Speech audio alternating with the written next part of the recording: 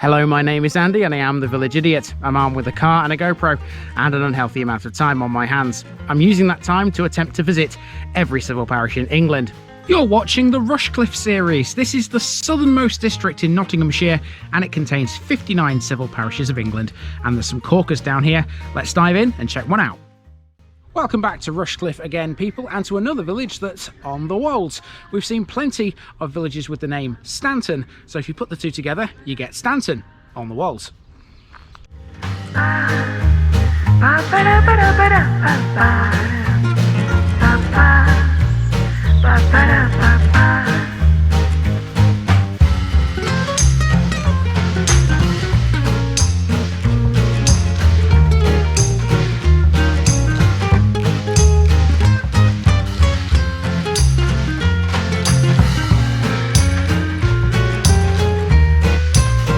Here's my disclaimer for people who may be watching me for the first time. I say things as I would in my native accent and dialect. As a result, I may not pronounce things in the same way as the locals do. Remember, I'm a visitor. It's impossible to know everything. Leave me a comment, spin me a like and bash that subscribe button. Let's get to today's parish video.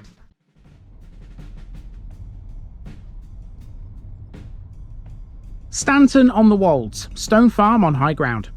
This week in Rushcliffe we're taking on another Wolds village. This is Stanton on the Wolds, which was recently voted the poshest village in Nottinghamshire in which to live. How about that for something to put on your CV, eh?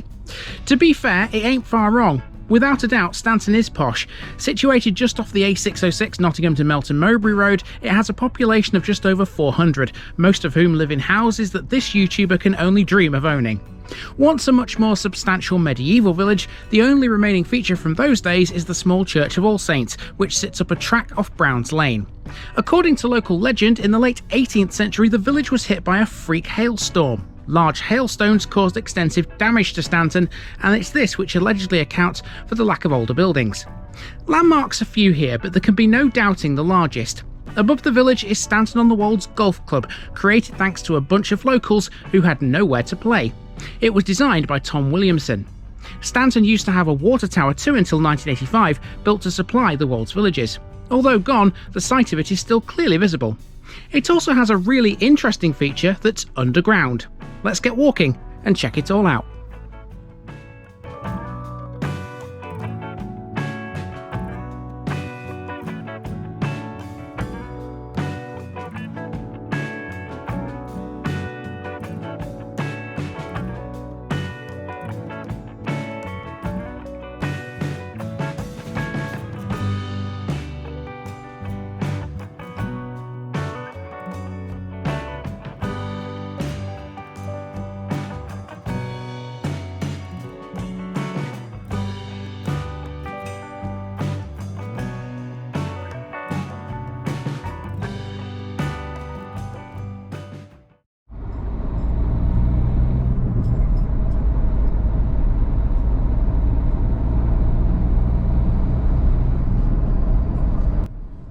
We start our trip around Stanton on the Wolds with Melton Road. We've met this before.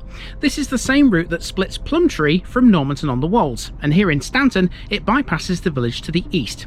Features wise, it has a couple. We've just passed by Moore's Garden Centre and Nurseries and also a cattery. At its junction with Brown's Lane is a petrol station and a car wash. Pretty mundane stuff, it has to be said, but it's all still worth mentioning.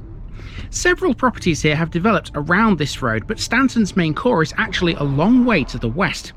This then is effectively a split village, one which has two main settlement areas divided by a road. Between the two it's mainly fields and arable farmland, so you'd be forgiven for thinking there was nothing to talk about. Well, that's not the case. Whilst there's nothing visible on the ground, let's not forget that here we're on the Nottinghamshire Wolds, and where there's hills, there's often things underneath the surface. Now, if you live in this area, the chances are you've probably driven on this road before from the garage there and into Stanton on the Wolds village. But how many of you know what you're actually driving over at this point? Because if you look here, we've got a footpath, and this footpath runs virtually parallel to a railway tunnel. You're actually standing here on the tunnel. It's underneath our feet. Now, of course, I can't get to the tunnel for obvious reasons. If you follow this footpath, I do believe you can't actually see much of it, to be honest with you, the portal at the other end. I don't really want to risk it, and it's going to take up too much time if I try anyway. But I can at least tell you a bit about the tunnel by way of some pictures. Stanton Tunnel is the longest of the 4 tunnels on the former Nottingham to Melton line, which is now used as the old Dolby test track. The others are Grimston Tunnel, Saxelby Tunnel and Asfordby Tunnel. It totals 1,332 yards and was completed in 1878, 1 year before the line opened. At its southern portal is a commemorative stone which says MR 1879, signifying that it was constructed by the Midland Railway Company. Projecting down from the tunnel roof is the Furrer and Frey Rigid Overhead Conductor Rail System, or ROCS for short. This supplies power via a rigid bar rather than a tensioned overhead line. It's often thought that railway tunnels were constructed by starting at one end and burrowing through the hill to come out at the other end, or by starting at both ends and hoping to meet in the middle. However, in reality, excavation was carried out simultaneously at several points along a proposed line by sinking construction shafts from the surface. This was definitely true of Stanton Tunnel. At the surface, spoil from the excavation was taken away by a small steam engine running along a temporary railway line, which was also used to move huge quantities of bricks, lime, cement, timber and ballast. The volume of spoil excavated from Stanton Tunnel was approximately 20,000 cubic yards. Following completion of the tunnel, some of the construction shafts were retained and lined with bricks. These now act as ventilation shafts, and Stanton has 3. One is to the south of Brown's Lane, which is the least accessible, and the other 2 are visible from the path that runs along the route of the tunnel, which I showed you a moment ago. Nobody knows for sure, but it's believed there were between 2 and 4 further shafts which were filled in.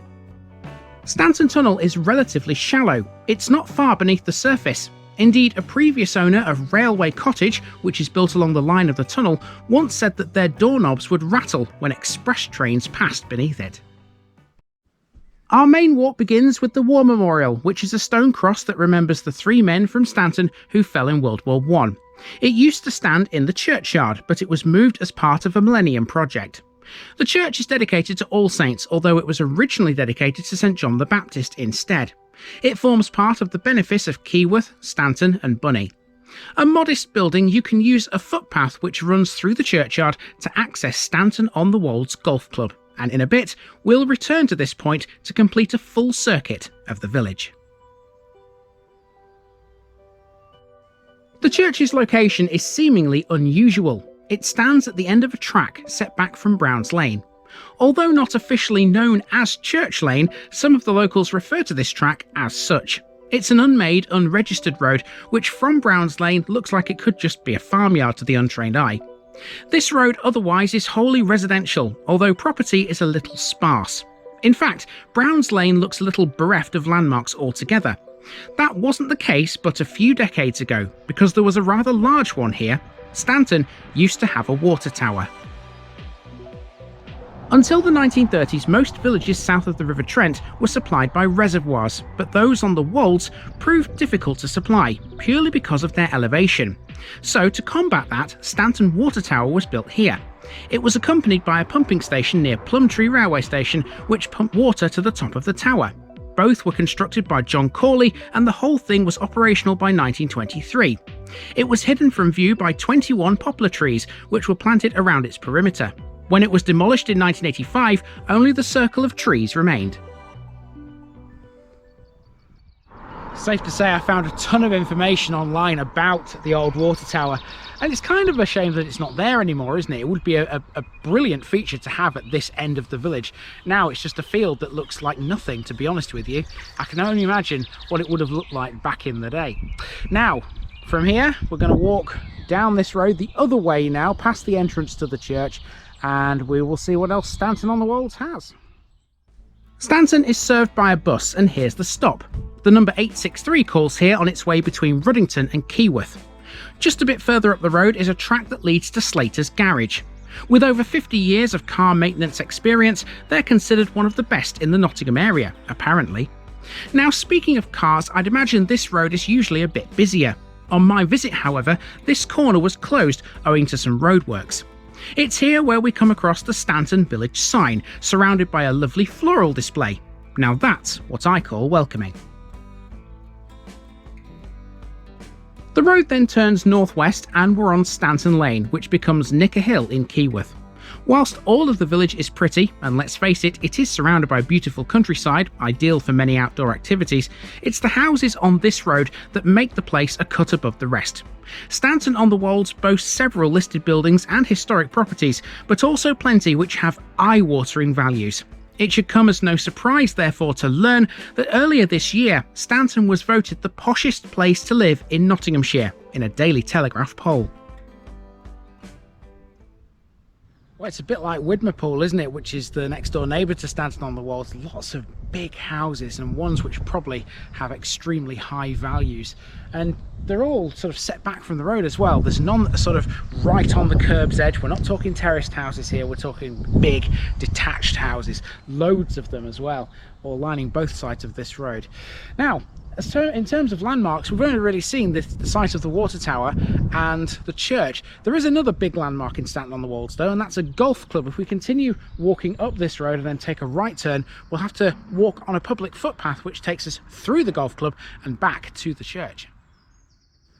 This is the entrance to Stanton Golf Club, which we can walk through on some public rights of way, perfectly legally. The club is one of the most well-known and well-respected in Nottinghamshire. Its history goes back to 1906, when it was established by some local residents. The course has 18 holes and was designed by Tom Williamson, an architect, golfer and founder member of the PGA. As a Grantham native, his greatest golfing achievement was finishing equal fourth in the 1914 Open Championship. He designed 60 courses in total, the majority of which are in the East Midlands.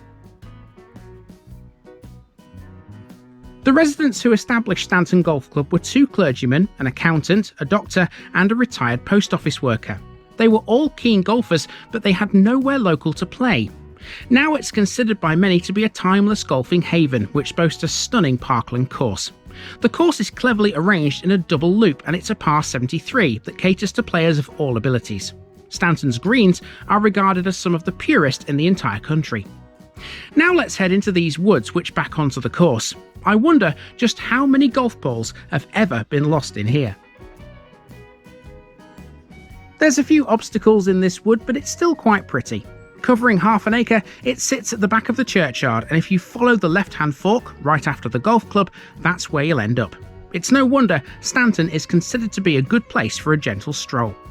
Here's a few more facts about the church.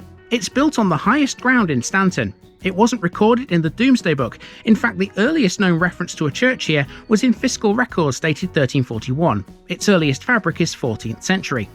Today, it's all that remains of the medieval village, which once lay to the west. Okay, and we're all the way around Stanton on the Wolds. It's a very peaceful place, I've found. Not really much in the way of traffic, mind you. That could have something to do with the closed road. I don't know what it's like on a normal day, but of course with the road being closed there's a bit less traffic on the road. In terms of landmarks, it's just got the church, it's got the golf club, got the railway tunnel and the old water tower, and to be fair, not really much else apart from a grand collection of housing. But to be honest with you, it's a lovely place and I've thoroughly enjoyed my walk around this village. Let's move on to the next one. Although, just before we do move on to the next one, there is one other thing I do want to talk about. You see, parish boundaries are a very, very strange thing, as we've learnt before. And in the next one, there's a school which is actually within Stanton on the Wolds. It's just that the boundary runs down the road right in front of it. Let's go there to finish. And this is the school in question, Willowbrook Primary School and Preschool. There it is. That's actually within Stanton on the Wolds, but the parish boundary runs right down the middle of the road I'm currently standing on, which means that I'm actually in Keyworth here, and this is in Stanton on the Wolds. It's a strange situation, but there you go. It should really be part of Keyworth, this, if I'm being totally honest, but that's parish boundaries for you. They are strange things, and technically that is Stanton on the Wolds. That is Stanton on the Wolds.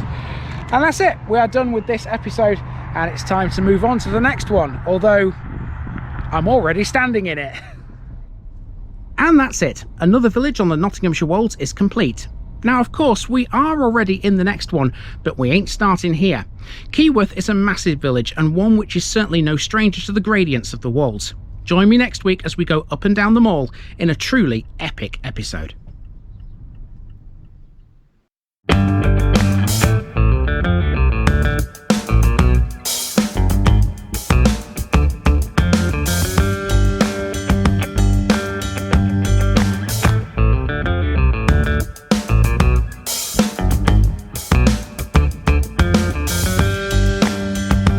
Thanks for watching this video, folks.